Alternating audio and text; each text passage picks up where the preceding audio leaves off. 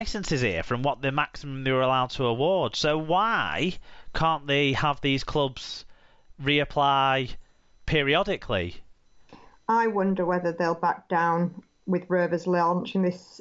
But they can't give all three, can they? If they've said the maximum of 12, and there's a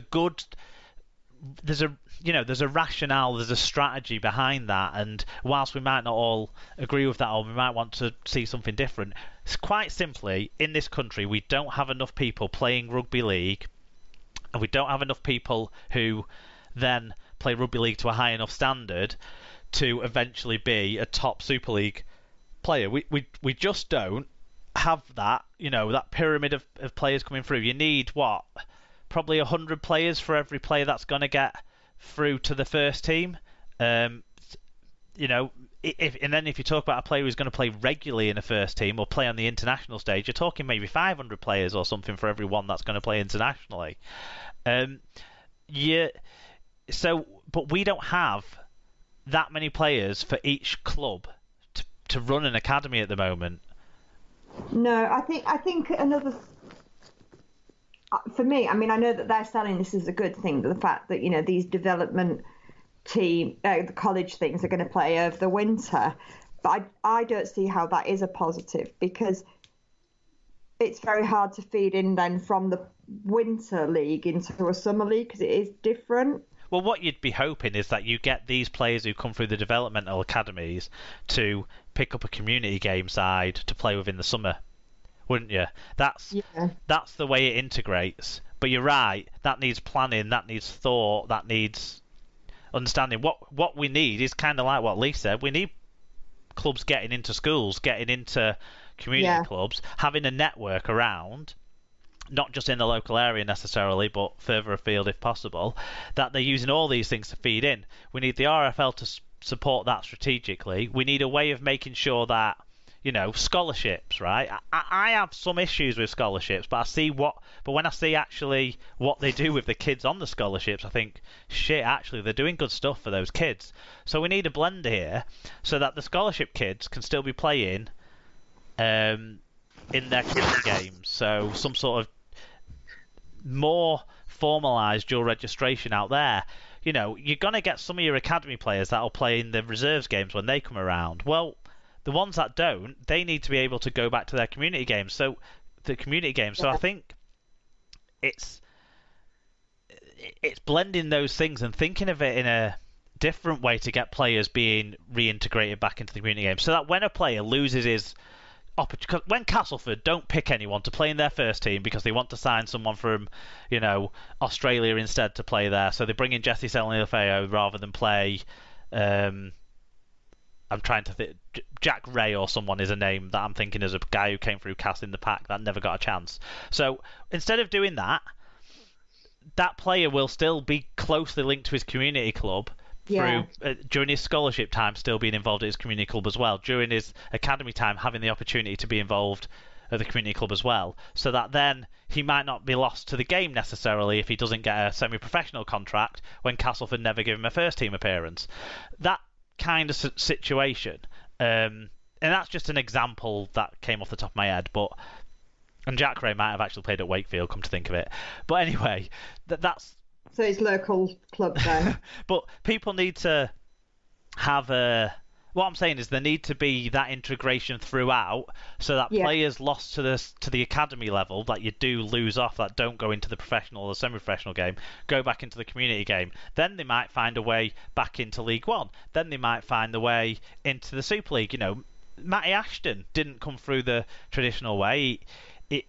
He was playing the community game and someone spotted him and gave him a chance at Swinton, and someone saw that, and the next year he was playing for Warrington in the Super League and playing really well. Alex Walmsley did it a different way. Lots of players have done it different ways, and I think this makes sure that clubs are looking out for those players that are doing it the different way. But there has to be something that doesn't just concentrate all the talent at the top just as well, because we talk about so few teams have won Super League. Well, Wigan, Saints and Leeds produce the most players that can play in Super League. Taking away funding, resources and support from other clubs from being able to do that does not change the distribution of trophies, does it? No. It's a league table backwards kind of pumping into the top, not supporting the bottom mindset that our country is in and has been in for 42 years. But there's different ways that we have to focus on things, and we can't do it all, though, unfortunately, I suppose. Yeah, I think things that stick in the throat are, the lack of transparency, and all the rest of that side of things. And, I think it does make a difference if you know what's going on and what's behind the decisions. And I do wonder whether it should be a case of those clubs are having their licenses removed in it almost like once this batch have gone through. But then I guess if you're saying that they're not fit for purpose, then it's a difficult one. And how do they then prove that they can come back in when they've been cut off from it? Yeah. And then they have to rebuild against something that's been taken away. So yeah, you're right. That's why whatever decisions have been made for whatever reason, the RFL and Sport England need to be coordinating the support to make sure it works out.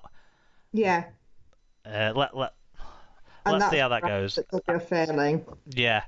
And within that, I hope I presented a little bit of an idea of how I might do things slightly differently, and that I would hope would allow every club to have a functioning academy, and this elite academy notion and development academy notion might disappear then if we had a much more blended model. But yeah, it's I really do hope it works out. Yeah. And that they give the clubs an opportunity to be in before 2024 if they can meet whatever standards are expected of them. Yeah, it does.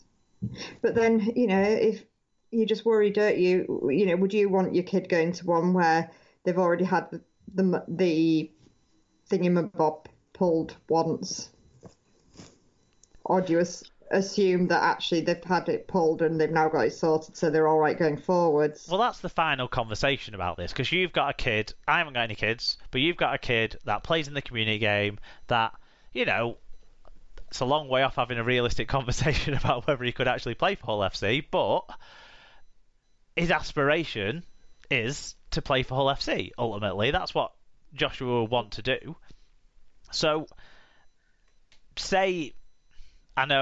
let's say you were in Castleford and his aspiration was to play for Cass, because the other pertinent example is too hard to get your head around, I'm sure. So, but how do you think this would affect? Do you think this would affect Joshua's motivation if he was told, oh no, to get to Super League now, you're going to have to go into the scholarship and academy systems at either Wakefield, Huddersfield, or Leeds. But do you think that would affect his motivation to play? Would it affect your motivation to take him around to where he'd need to be as a parent who might have to travel a bit further now, or what have you? It's a really difficult one to think about. Obviously, we don't like to think about it being the Rovers, but even just, taking it as Rovers, it's on the other side of the city, which is getting from across the city. You're looking at 2-3 buses for him to be able to do something like that on his own, and that's still within the same city, rather than thinking about going from Castleford to Leeds or wherever else it is. And I'd like to say I think the thing that probably would be the big blur for any kid's confidence is if the RFL and are prepared to make this decision, then what faith do I have in them anymore? And I do worry that a lot of kids will be turned off because they just feel a bit like they don't care about me. Do you think there's a different way around it that might have been kind of less club focused? Do you think? like up to a certain age, having things less directly linked to clubs, so maybe having a regional scholarship rather than a club scholarship, for example, might be things that would help with that sort of progression up the systems? Yeah, possibly, yeah.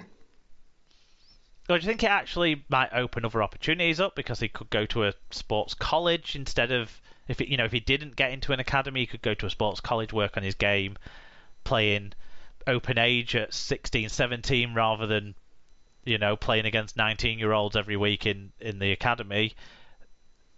I'm trying to look at positives as well as negatives, I suppose.